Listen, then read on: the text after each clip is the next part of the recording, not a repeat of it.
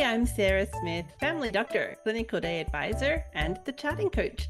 Welcome back to Sustainable Clinical Medicine podcast, where we're going to be interviewing peers or world experts who can help us think about our clinical day in a way that is more sustainable and create time for our lives outside of medicine. Hey listeners, I value you being here. Please, I encourage you to leave a review. I'm going to be reading out a review each month, and that person can have a one-on-one call with me to have a chat. And I think that is a great way to reward you as a listener. Also, as you like and subscribe to this podcast, it helps get our message out to other physicians and clinicians who are struggling. Thank you so much for your reviews, and I look forward to reading them out here on the podcast. Hi, everybody, and welcome back. Today we have with us Dr. Brittney Anderson. Welcome. Thank you. I'm so excited to be here with you. Thank you for having me. I appreciate you allowing me on your platform. Thank you. Absolutely. Well, tell us a bit about you. Okay, I am a family medicine physician, so a rural family medicine physician. I grew up in Alabama and am here now practicing in Alabama. I was employed like most of my classmates, all of my classmates actually, out of residency, went straight into employed practice. I did family medicine for residency. We were a pretty large program, and there were 15 of us in the program, and all 15 of us went straight into employed practice after graduation from residency. But the docs that I knew growing up were family medicine docs and they were private practice docs, right? And so there has always been that itch in me to want to start a private practice. And after a couple years of being employed, that itch became one that I really, really needed to scratch. And so in 2022, so July of 2022, I launched a private practice, took my 3 months of needed time before ending my previous job. So gave my notice, did my 3 months there, took another 3 months to figure this thing out and launched and, planned it really well. Had some great mentors who helped through the process. And here we are 3 years later in a very busy, very full private practice. So I spend as much time as I can yelling from the rooftops that private practice is not dead, and trying to help other docs who have an idea of wanting to do private practice, but just don't, we didn't get the training in residency to be able to do it or medical school. And so really trying to encourage docs and then to try to help to lead them along that path that they needed. Okay, love it. All right. Tell us, what was it about employed medicine that wasn't fulfilling you or doing what it needed to do? Right, right. Well, it was not the patients. I love my patients. I love practicing medicine. And so there was always that joy in practicing medicine, but it was just the other things that came along with it. But for me, the way my personality is, I see a problem, I want to fix the problem. And in employed practice, especially, I was in an academic setting, right? And so that looks different from other employed settings, but it was, I could see something that was wrong or something that I wanted to change or something I wanted to be able to do for patients otherwise. And it's, oh, well, let's take this to committee and then let's ask this person and this person and this person. And so I didn't have that autonomy that I felt like was so important for me to really feel fulfilled in practicing medicine and in doing what I felt like was right by patients. And so for me, that was kind of the tipping point, the wanting to do things or feeling really strongly that things needed to be done a certain way to be able to better care for patients, but having lots of hoops to jump through in order to make those things happen. So private practice, absolutely, I'm the only hoop to jump through, right? I'm the only hoop to jump through, and I have that autonomy that allows me to at 8 o'clock in the morning decide that I want to do something a little bit different, and at 8:15 we're doing that thing a little bit different way that I want to, and that doesn't always work out, right? Sometimes I realize, hey Brittany, that was a very bad idea, but more times than not it works out for me, for my staff, and for my patients. Yeah. So tell us the setup that you did for private practice, the way you set it up with a great foundation and how you found your mentors. Yeah, absolutely. And so, again, I'm family medicine. I've been really active in family medicine leadership within our state. And so, there are several family docs, throughout the state who have served as mentors to me as, medical school student, as a resident, and several who are in private practice. So I actually, Sarah, got super burned out, over a period of time, booked a flight to Honolulu. Like that is my story. I went to Honolulu. It was a round way trip, but bought a ticket to Honolulu, and there, sitting on the beach, wrote my letter of resignation, wrote my mission statement, wrote out the vision, and really mapped out what that practice would look like. And one of the things that I included and did while I was there was made this like massive spreadsheet of just all the questions that I had. And I pulled together a list of about 10, if not 11 or 12 docs who were in private practice, either had been in private practice for a long time, had just started private practice, or somewhere in the middle. And I made a point to reach out to every one of them and say, hey, I have some questions. Can I ask you these questions? And I love a good spreadsheet. So I had just this massive spreadsheet of all of their responses. And I kind of picked and chose which of those I was going to go with, and, with my own intuition added onto it, but really valued their help. And so, the foundation was really just in my vision for the practice. And, I developed a mission statement for the practice and just made sure that everything that I did, everything that I thought about doing for the practice really fit within the vision in the mission statement that had been set forth. And I think I encourage docs, whether it's docs that I'm just talking to or docs that I'm coaching, about private practice, is to start there. That's not the fun part. The fun part is picking out the paint colors and all these things. But if you really settle in on your vision and your mission statement, everything else falls into place because that's your guiding light to really look back at.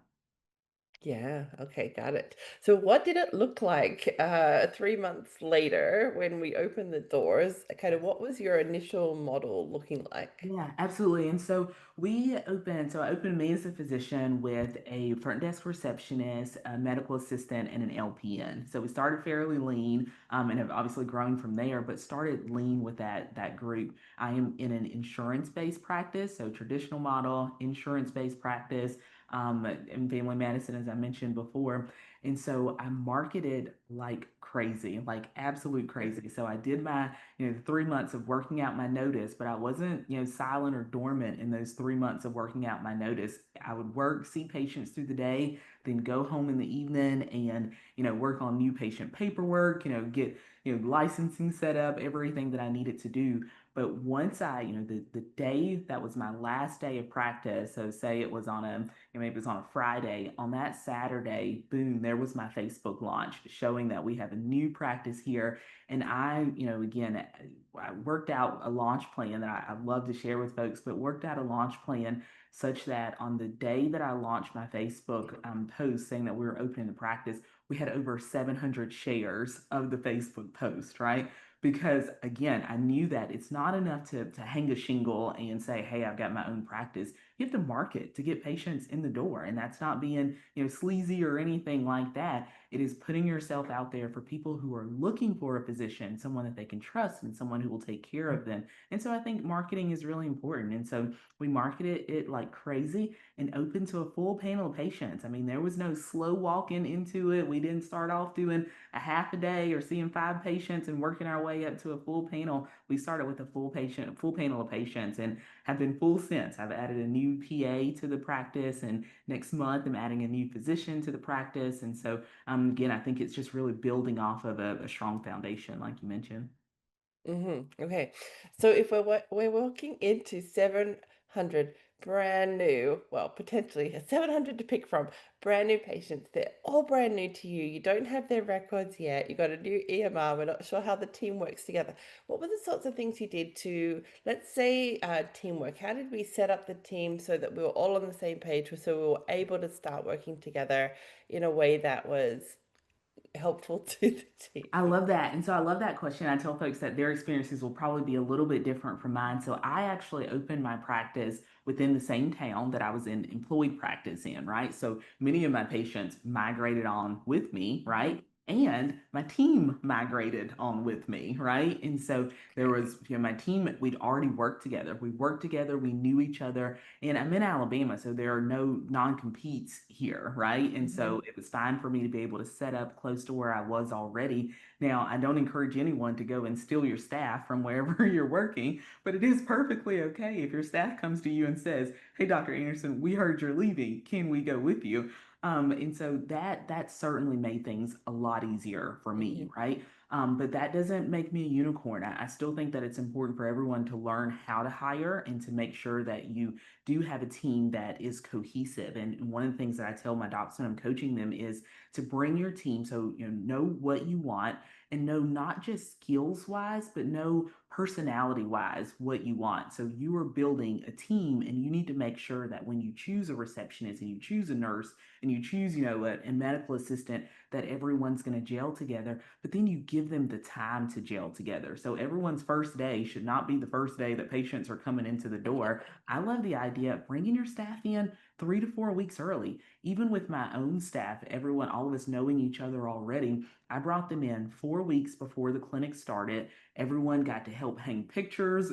Everyone got to put their desks together. When we started receiving new patients and their paperwork, everyone was there together. But even folks who their staff don't know each other already, that's your bonding time, right? That's the time that y'all can stop and get lunch together. You can find out about each other's families, that kind of thing. So, one is working as the person who is interviewing as the CEO to make sure that you're hiring the right people initially. And then the second is once you hire them, don't wait too late to get them all together. So start getting them together early so that those personalities can mesh out. And if you bring them in early enough, you also find sometimes those personalities don't mesh at all. And it's better to know that, a week before you open than it is to know it 2 weeks after you open. And so I think there are benefits all around to bringing in that staff a little bit early, whether they're staff that you already know and are fortunate like me in that regard, or if it's staff that you've got to hire and bring in and everyone's kind of just figuring each other out.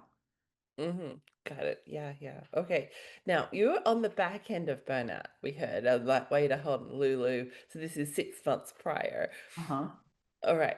What was happening for you? Do you think that the burnout shifted from the break and the new excitement of the setting up the practice, or did we look after Brittany through that? Would you have any advice for her now, having come off on the back end of this burnout experience? Right. So the back end is a loaded term there. I'm certainly on the other side of it, that's for sure. But I think, sir, I think I would say that getting back on that plane, like there was a load that was lifted that like I don't even know how to put it into to words to describe it, because I did come back completely different. And I think it was just different because I knew I had something else to look forward to, right? And for your listeners, that something else to look forward to doesn't have to be a whole new practice, right? Like it's just finding that bright spot and figuring out that bright spot and then making a decision to say, okay, something has to change about my employment situation. Either I'm going to change, I'm going to do something different, or something has to change within the job. Maybe I could have just as easily come back from that trip and went to, the dean again. I was in academic practice and said, I need this, this, this, and this. But instead, I said, here's my letter of resignation. But I think that that for me coming back, I was a completely different Brittany. I was a different Brittany, personally and socially with friends.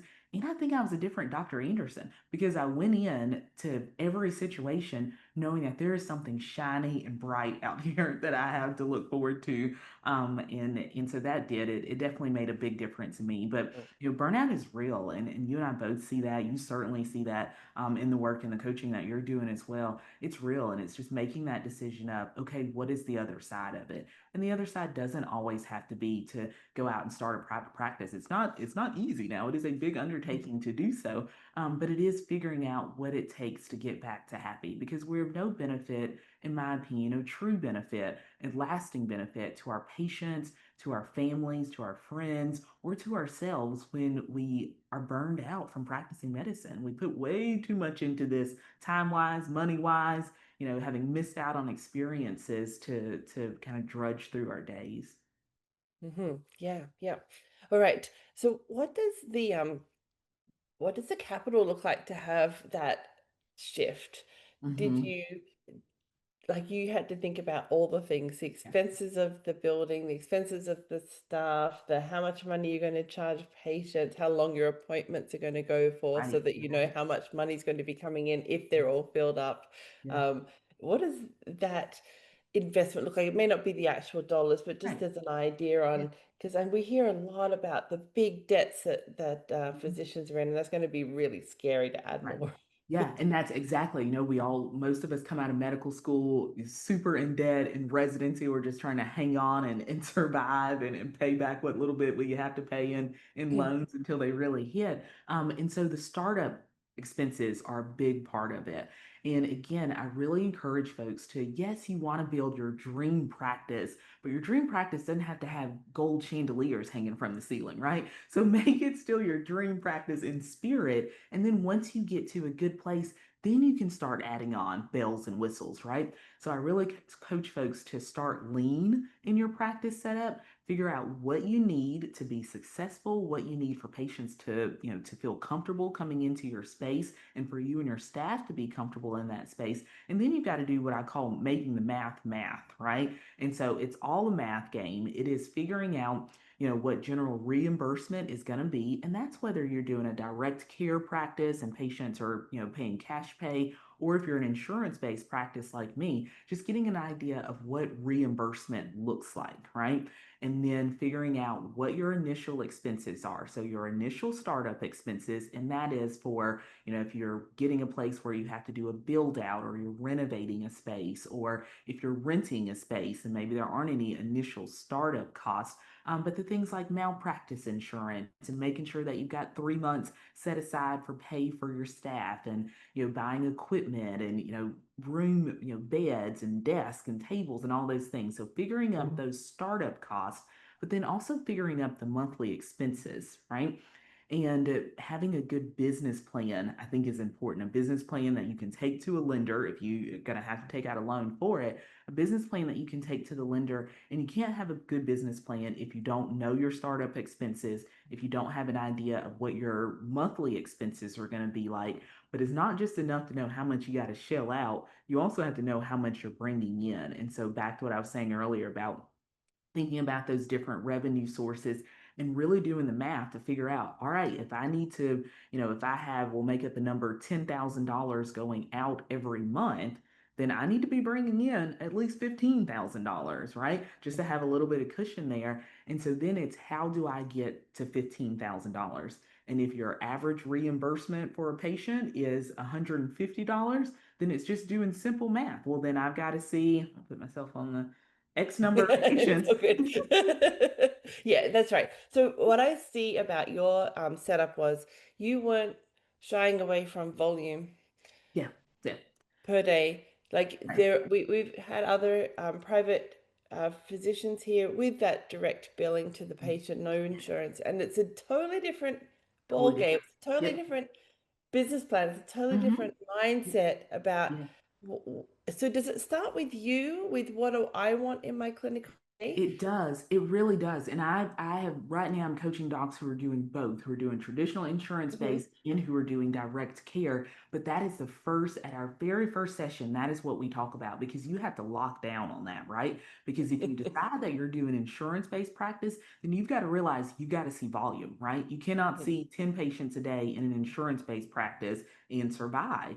But if you're doing a direct pay practice, and you're okay with charging a little bit higher for that premium cost, then you can see 10 patients a day. You can spend an hour in the 45 minutes, an hour in the room with them. And so it really is figuring out what you want to do and what the market is good for, right? So where I am, my patients, I could tell them that it's a direct cash pay practice, and they would say, we love you, Dr. Anderson. We can't do it. Okay. Like, we've got our insurance here. And We'll it's take no. this. Yeah, and that is no, right? And so it's knowing your market, but it's also knowing what you want. And I think once you figure that out and you commit to one, then you're committing to what comes along with it, right? Because if you're committed to insurance, you're saying that I know I have to see X number of patients a day. But at its core, if you commit to a direct care practice, then you also are committing to a number of patients, but it's not a number of patients that you've got to see a day, but it's still a number of patients that you've got to enroll, right?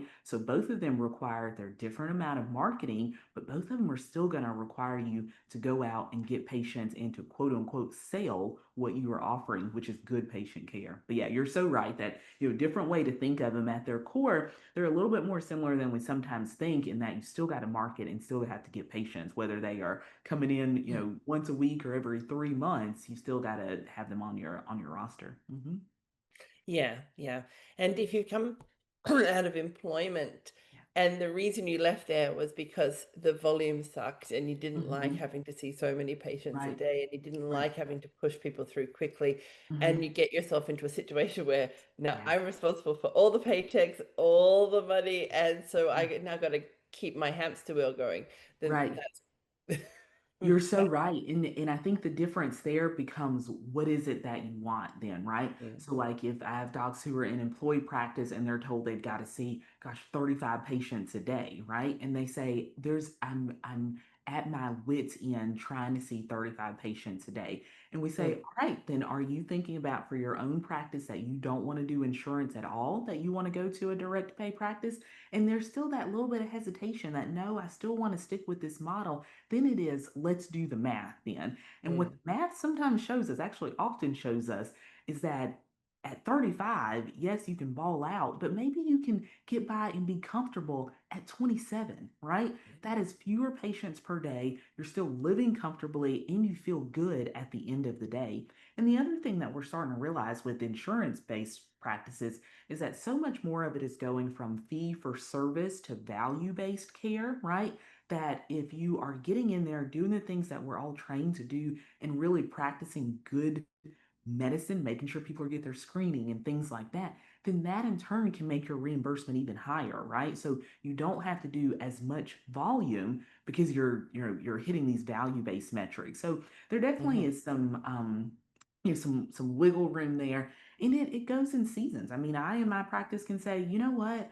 Like I've got a lot going on at home, this or that. We're gonna reduce our schedule for the next 2 weeks, and I can say that in employee practice. You can't say that in or I can say that in private practice. You can't say that in employee practice. mm, You can take your ebbs and flows as they come based on what you need. And what I've learned too is that patients understand that, right? Like I'll have things going on where something will come up and my front desk receptionist will have to call a few patients and say, I remember my dog was very, very sick and ended up passing away, and all my patients loved my dog. Like it was a whole thing. mm, And I needed to leave to get to the vet hospital where she was. And my front desk receptionist calling my patients and letting them know.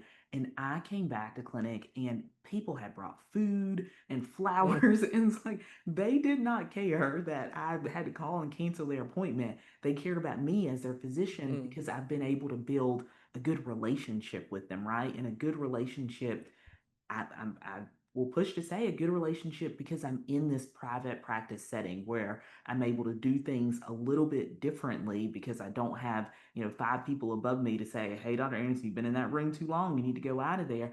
And that really makes patients understand when you got to step back a little bit. I mean, I have mhm. patients who pray with me, patients who give me hugs, patients who bring me sweet potatoes and, cakes and pies. I mean, it's been wonderful. Um, Tell me about time off. Tell me about the ability to get on a plane to Honolulu now in Yeah, private practice. What happens to that inbox? Nobody wants to go to Honolulu and that's have so to right. think about an Yeah, inbox. yeah, that's so right. And it's funny that you say that because for the first, gosh, we brought in a PA in January of this year. So right at a little bit over 2 years into it, and she has been wonderful and wonderful in that I can leave and like really unplug and feel like I can unplug because she's here. I'm a phone call away. We've got a doc down the road who'll take backup call. for if needed. But in those first few months, especially, it was scary. And I remember one of the docs I mentioned earlier, those mentor docs, and one of them who is a doc from home that I shadowed so much as a child, as a student, and loved. And I know now what he means when he said that early into his own practice, like he never took vacation. He was scared to take vacation, scared to be gone for a week because he thought he'd come back and his patients will have, gotten mad and gone to someone else because they couldn't get to them. But it's to the point that I was making earlier. I think patients tend to understand. Now, there still is that little bit of having to be plugged into your inbox, right? And knowing those things. But I think that also comes to knowing that you've got a really good staff.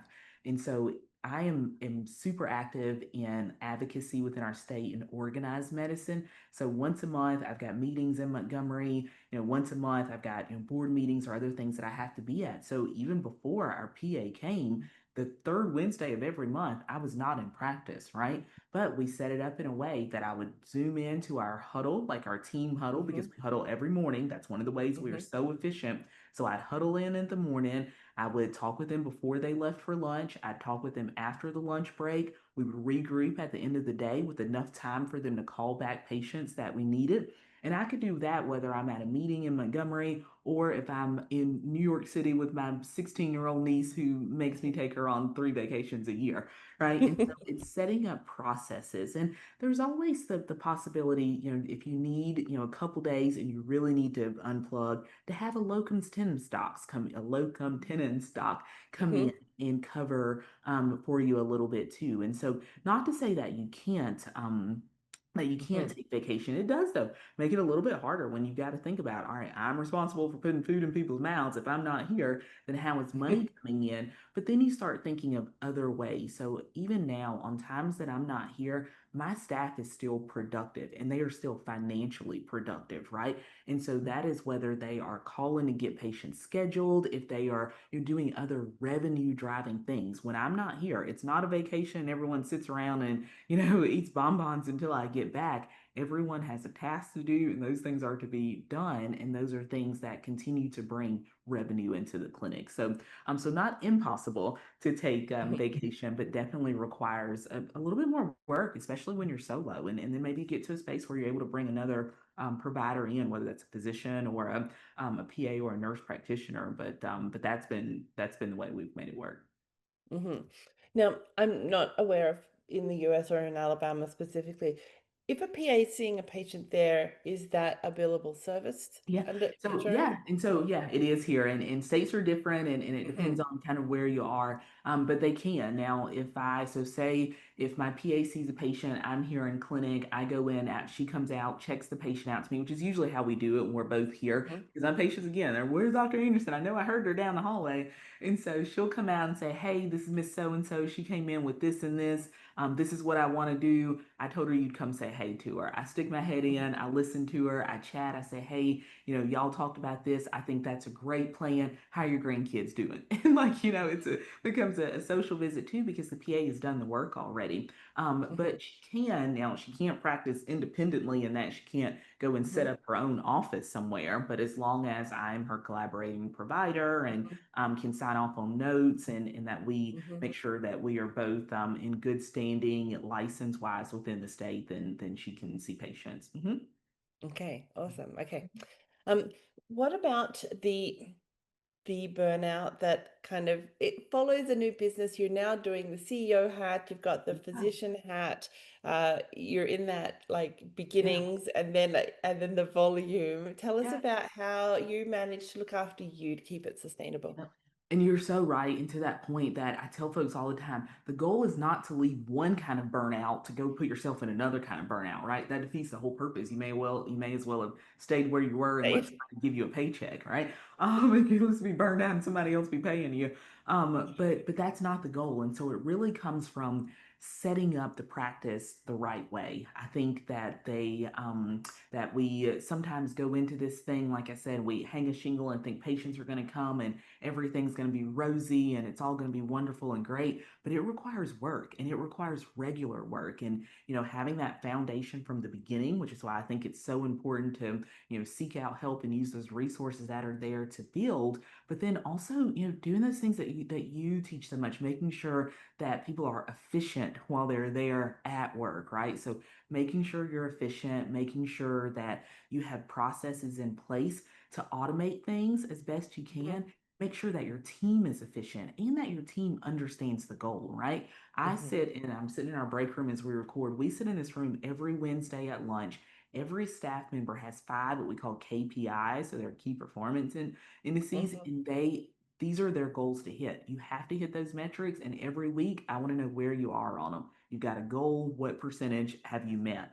And so once you start holding your staff accountable to those things, it makes all the difference, and it helps to take some of the pressure off of you as the CEO and administrator of the practice as well. But I think it's important to have that admin time and to really use it working on the practice. So, every morning I look at our books. Every Thursday for, 2 hours, I take a deep dive into our books.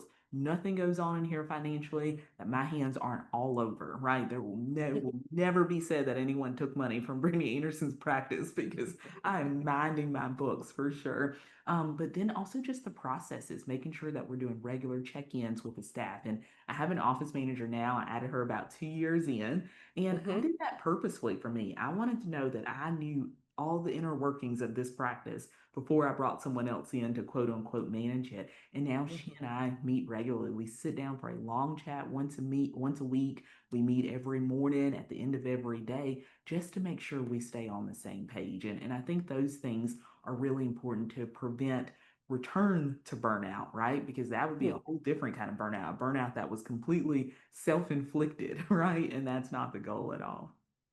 Okay.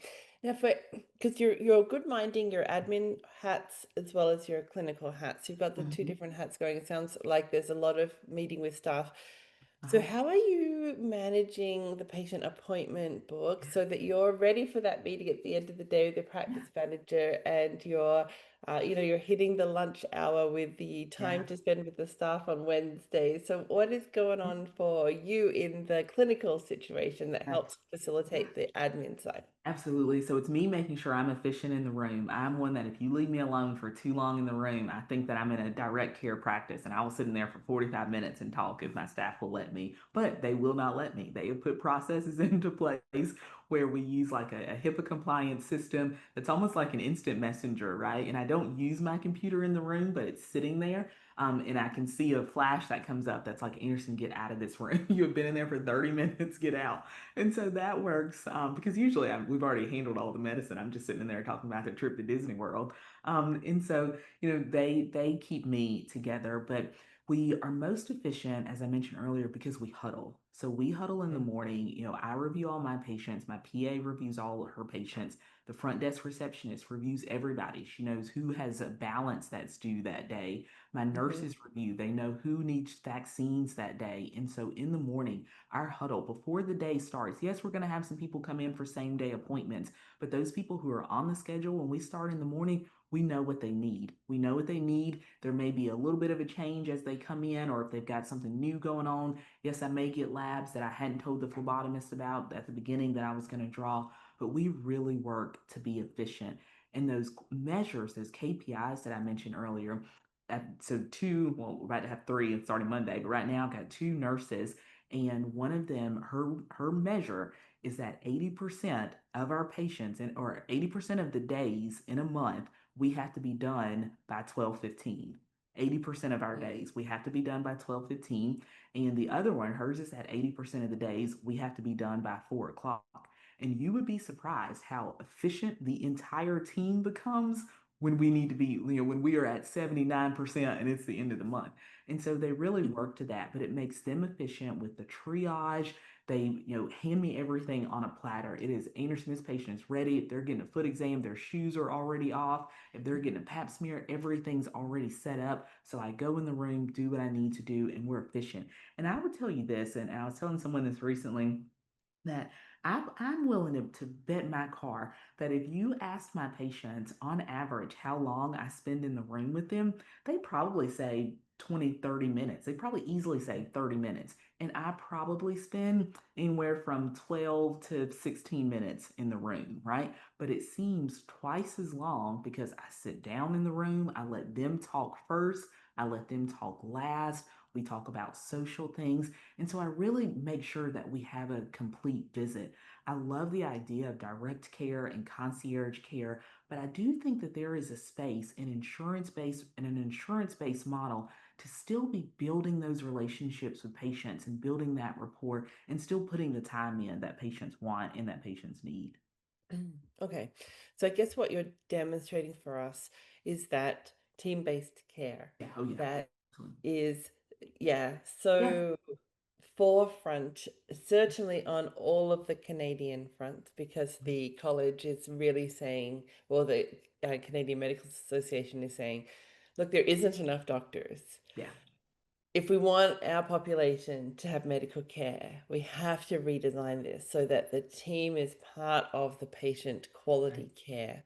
And Right. you've got team members looking at all of those quality measures Mm-hmm. and they're reviewing. So all of your EMR is set up so that it's Uh-huh. capturing Uh-huh. who's due for what, who's due Yes. for what. And then you're Exactly. double checking that at the beginning of the day. Yep. And Exactly. then you've got the staff doing the first half, the heavy lifting of the appointment Mm-hmm. to say what was Yep. due today, what do we need to do. Yep. You get to come in and do your expert opinion Yep. piece, That's physician it. part. And then there's, I don't know, do you have a handoff? So if somebody then needed a dressing or needed education Mm-hmm. on a new medication, that type of, Yep. we're And starting to staff pull does. together this team care. Yep, Yeah. exactly. And so that other part, so that part that we were not able to talk about at the huddle, something that comes up in the room, that patient still needs says, hey, can you go in and show them how to give their Mounjaro, or can you make sure Hmm. they're using their asthma, inhaler Hmm. the right way? Again, we use a HIPAA compliant, like almost like an instant messenger. And Hmm. so I don't have to go back to the nurse's station. I don't have to find Hmm. them. I go to my little standing space in the hallway and say, room 4, give diabetes education. And I'm gone to the next room, right? And Hmm. so again, it allows them, and I send it to, the full nursing staff. If it's something with scheduling that I need our front desk scheduler to, at Huddle, we said 3 months, but really it needs to be 2 weeks, right? So all that, it's a quick type in, and I don't miss a beat. I keep going to the next thing. And so, everyone has theirs on, everyone catches those messages when they come, but it really allows that close the loop. And it makes sure, that we've got adequate follow-up. So one of the measures, I keep talking about these KPIs or metrics for my staff, but one of them for the front desk receptionist is that 90% of patients have to leave with their next appointment. And so we can go in our EHR and track that. And so we know that we're not going to lose people, at least not on our end. We're not going to lose them to Hmm. follow up because they're getting their next appointment before they ever leave out of the door of the practice. So yeah, closing the loop is important, but we use that HIPAA compliance system so that we can communicate with each other without me having to wait for my nurse to come out of room 4 to tell her that they need, a Decadron shot in room 2. So. Yeah, yeah, okay. And the next appointment Mhm. would then be something either for the Medicare pieces that you're ticking off for that person, like if they're a diabetic, Mhm. or based on their type of Exactly. prescription length or Exactly. Yep, yeah. exactly. And we generally, I mean, my front desk receptionist, I mean, she can almost tell you that, if you fit XYZ, your next appointment is going to be this far out, right? And so again, it's based on what medicines they take. It may be based on, chronic disease if it's a diabetes follow-up. And we know that they're either going to come back in 3 months or 6 months, kind of depending on what their control is like. Those are things that I can say in the morning at huddle before we ever start. And so she's got most of that list pulled. And I've realized that in the last couple weeks or so, she actually is giving people their follow up appointment when they check in. She's like, here's your appointment card for your next visit. And it's wonderful because, again, she already knows. And that difference may be that, hey, I know I said 3 months, keep that 3 month appointment, but their sugars were high. They're coming back in a week, in 2 weeks, and we're Mhm. going to review again before then. And so, again, it's Yeah. efficiency for us is the name of the game. And being efficient really allows us to spend the time with patients that we need to. And patients sense that, and they know that when they're not just walking into a dumpster fire. They know when we have taken the time. I mean, I'll walk in a room and we'll be at the visit, and I'll sit in the room and I'll say, Ashley told me that you needed something today. A mammogram. You need a mammogram. And they're like, y'all were talking about us Mhm. this morning. I'm like, yes, we huddle every morning and we talk about all of our patients before the morning starts. We are ready for you to get here today. And patients appreciate that.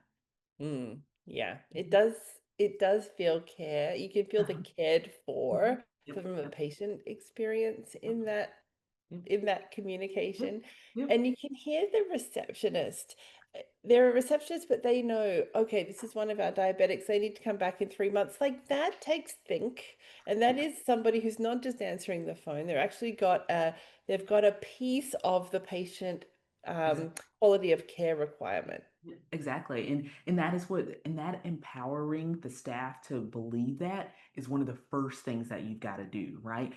Every member of my staff realizes that we need them here and not realizes it in a way that they think they can just, run amok and I won't get rid of them if I need to, but they realize that they are an integral part of our practice. My front desk receptionist, if I were for any reason to ever decide that I wanted to let her go, I'd have to fight half this town because they love her. Like she is the face of our practice. And so when folks are hiring, that's one of the things that I tell them, that you make sure whoever you put behind that window when patients are checking in is somebody who is going to be a couple things, who is going to be kind and courteous, who's going to have a good smile, who knows people and will remember people and remember things about people, and somebody who's Mhm. not scared to collect money, right? Because they have to be able to take that copay. They can't take, sob stories that are not true and that they're not true when you're listening to them. They've got to be able to collect. And we are Yeah. so fortunate that ours is just that she and she manages the waiting room, right? I mean, we'll have kids doing backflips off our furniture and it takes just one stern look from her and they sit down and their parents don't mind it at all because everyone knows her, Yeah. everyone loves her, and it's how Yeah. we roll. Now, how do you stay adaptable to the demand of patient access? Because as a solo doctor, at one point you were anyway, the Hmm. solo provider in the practice, Hmm. how do we handle well, there's 700 people. How many of them are going to call today because they're sick today? And if they can't get in for 3 months, and they're no longer going to be our patient. Yeah, yeah. And so, it's managing it well for one, it's triaging it right on the phone also, right? So making sure that our nurses are good at triaging things that come in, but it's also in the way that we set up our schedule. And so we make a point to leave some, I don't do walk-ins. Now, granted, somebody can walk Hmm. in and say, "Hey, I'm sick, I need an appointment," but I like what we call same day appointments, which means you call us and we'll give you a time on the schedule. We're not urgent here. Don't walk in and think you're gonna, be the next one seen. And so we leave enough space on the schedule so we can fill those. And my front desk receptionist knows that if our schedule's full and someone calls, there's a pretty good chance I'm going to say, bring them on in. We're going to see them if they need to. But so much of it is patient education and kind of that foresight and making sure that we close the visit the right way. And so, say I have someone come in and they have, runny nose, cough, congestion, etc. It's only been going on for a few days. I don't think they need an antibiotic. I'll say something like, I'm not going to write an antibiotic, let's treat this, just some antihistamines, do some, Flonase, Hmm. whatever, if you want to. But if it's not better by, Monday, then Hmm. I'm going to put a note on your chart that says if you call back on Monday, I'm going to go ahead and send an antibiotic in because now it's been going on for 2 weeks Hmm. and we need to send something, right? And so Hmm. it's that education at the end of the visit so that patients aren't just showing back up, oh, I need another appointment. Like we've already kind of done some anticipatory guidance, right? Hmm. We do a really, what I think is a strong job of making sure our patients know when you need to come here, when you need to go to urgent care, and when you need Hmm. to go to the emergency room. Because we Hmm. realize, again, looking at value based medicine, that our patients don't need to be running to the emergency room for everything. They don't need to be going to urgent care when we're open. And so we make sure that our patients understand what we can and can't do and what we will and won't do, right? But I Hmm. think to answer your question, it's making sure that every day we start with X number of spots on the schedule that we can fill in same day visits as we need them. And thankfully, so far, that's worked well for us. But it's just that we built our schedule in a way that makes sense. Hmm. Okay, yeah, got it. And what about there's two practices in town. Can they go here and there? Like, is there a little bit of sharing, or is there the patient required to just do the one? So there is there's not any back and forth. It is it is you come here or you go there. And I think that's right for patient care, right? It'd be different if it was I don't know, one we don't for the concern that we don't share records, right? Hmm. So it's, well, this office over here doesn't know what we did at the last visit. They may know you as a person, but they don't know that last time I changed your losartan dose. So now they don't need to put you on lisinopril because you can't remember that I just gave you losartan. And so for that reason, I don't love the switching of patients. Now, there isn't an urgent care here, and people will run into the urgent care, when they need to or if they need something. But and I have some discussion with our urgent care about, will you please just treat their urgent need? Like, I'm still their primary care provider. I don't need you managing, their chronic diseases unless it's something acutely going on. But again, I think that too goes back to patient education and then just being clear. So for docs who are setting up their practices, being clear of, these are our clinic policies, right? And it is, if you're, doctor hopping going here all over town, then we are no longer your primary, because primary means primary for a reason. Like, it's us, right? So that again, I think goes back to setting those intentions early and making sure that patients are aware of your clinic policies and the way you practice. Okay, all right. So there's no legal reason stopping them. It's more the Yeah. way you set Yep. them up at the beginning.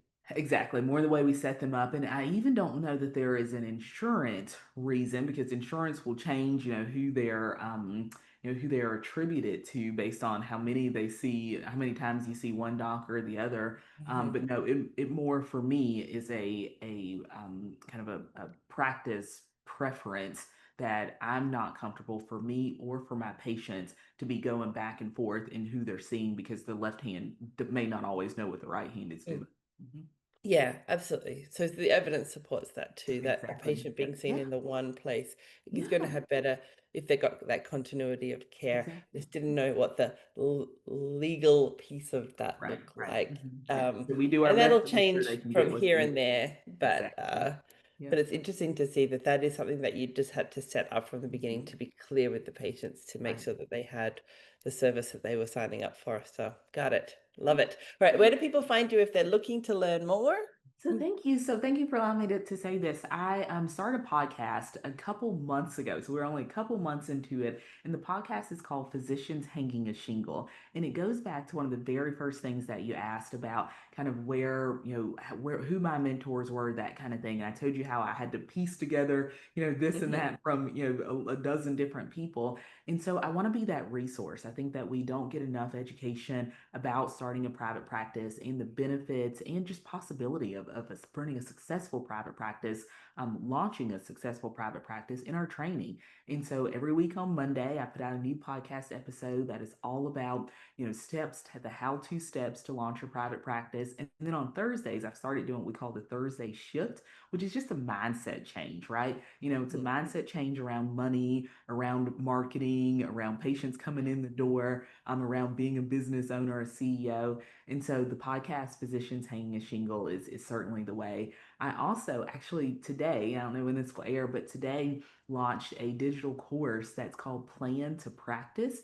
And Plan to Practice allows docs to build their own business plan. And that's important because sometimes we'll hire out groups to do it and they'll just give us like a cookie cutter business plan that doesn't necessarily fit what we want for our practice. But this takes you through step by step. You come and you go through, the location, the structure, what type of practice you want, what the finances of that practice looks like.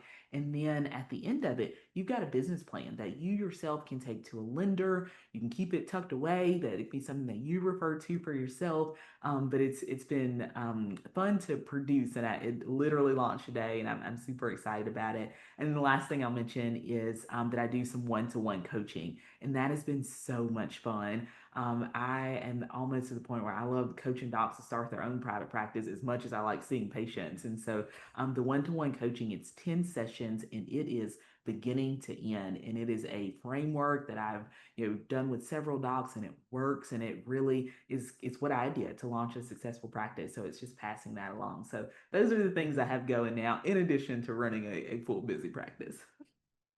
Love it. Anything we didn't talk about that we should talk about before we end? It's just that, again, I shout from the rooftops that private practice isn't dead. And just because no one taught it to us, thoroughly in med school or residency training, it's still something that we can do. We've done hard things. We have intubated babies, we run codes, we have delivered babies, we have done all the things that we once thought were hard. Yes, this is something that is also hard, but it's not impossible. It's one of those things that there's a real good chance that you look back at it on the other end and realize that, hey, I did something really awesome and something that has given me my joy back in medicine. So private practice is not dead. Love it. Okay, beautiful. Well, thank you so much, Brittany, so much for coming on. Thank you so much for having me. Have a great week, everyone. Hey, if you found this podcast episode helpful, I would encourage you to like and subscribe. Every time you do, you help a colleague or friend find our podcast, and it can help them too. Don't forget to share it along with your friends. If you're looking for extra help, don't forget we have Charting Champions for physicians and Smarter Charting for nurse practitioners and other clinicians to help you get home with your work done. We are helping you create sustainable clinical medicine. Thanks for listening.